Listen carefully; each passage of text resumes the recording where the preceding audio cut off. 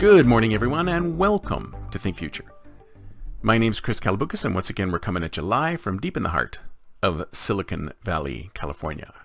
We're talking innovation, startups, the future. Not necessarily those, and not necessarily in that order. If you're watching on YouTube, smack that subscribe button and hit that bell so you can be notified when a new show comes online. And if you're listening on your favorite podcast service, please subscribe. Please drop a note on Apple Podcasts. So tomorrow is the interview show of this week.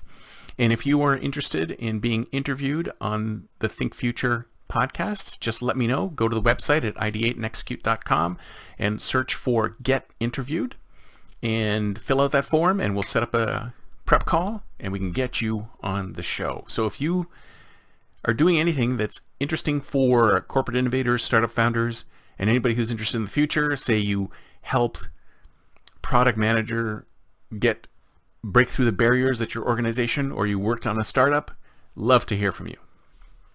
So let's talk a little bit about data. Now, if you think about the difference between stories and data, it's almost like we came from a world of storytelling. That's how we did it. That's how we used to. I mean, if you think about us, when we were wandering around the savannah as cave people, how did we pass information from one person to the next? How did we pass information from one tribe to the next? How do we pass information from parents to children? Through stories. We told stories. We observed, and we told stories to each other.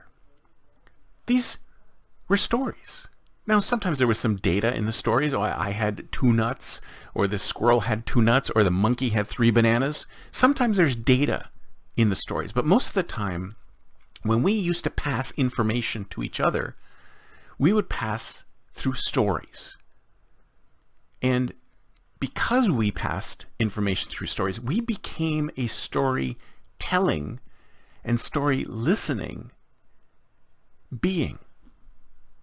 Stories appeal to us because that's how we were born. We were born being told stories and telling stories and appealing to people through storytelling, which is why storytelling is one of the most important things you can have. When you're trying to convince somebody of anything, storytelling is the number one skill. And it's something you can learn. Like I was saying in a previous show, everything is learnable. Everything is learnable. But storytelling is the number one skill if you're trying to convince anybody of anything.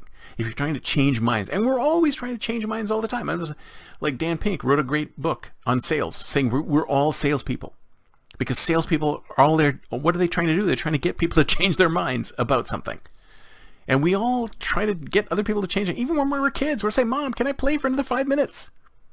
We're always trying to change somebody else's mind. We're all salespeople. But I digress.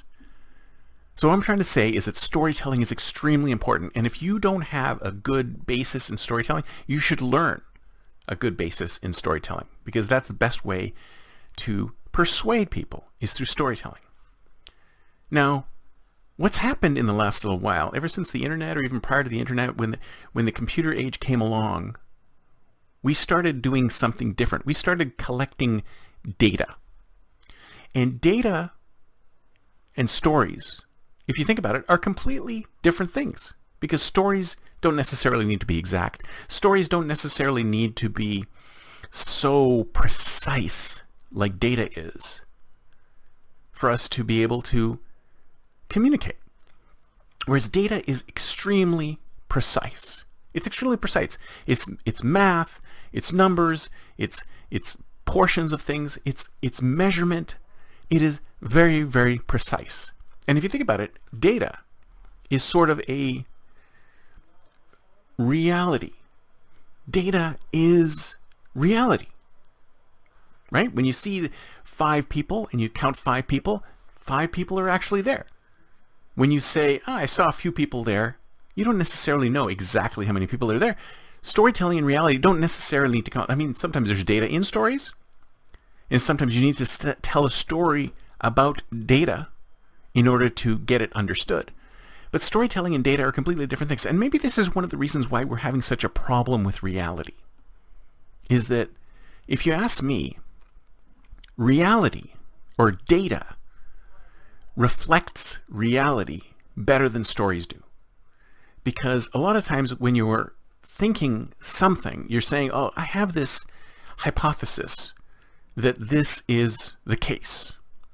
So you do some experiments and you gather data on the experiments, and the data can either validate your hypothesis, which means what you thought, the story you told, matches the reality, or it can invalidate your hypothesis. The story you told doesn't match reality.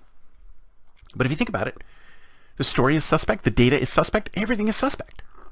So the biggest problem we're having now, I think we're having this war between data and storytelling. And storytelling still appeals to us, but we're trying to wrench ourselves away from storytelling and believe the data. And I think what happens is that sometimes we can't believe the data because the stories for us are so powerful. They're so powerful that sometimes they even belie the data. You can have data which states that your story is completely null and void, that your experiment is completely wrong, but we never stop believing in something. We can be presented with the reality in data, but we still don't believe. That's something about human beings, right? I mean, we can be told that something is true, and we could still not believe that it's true. We could still say, I don't believe that.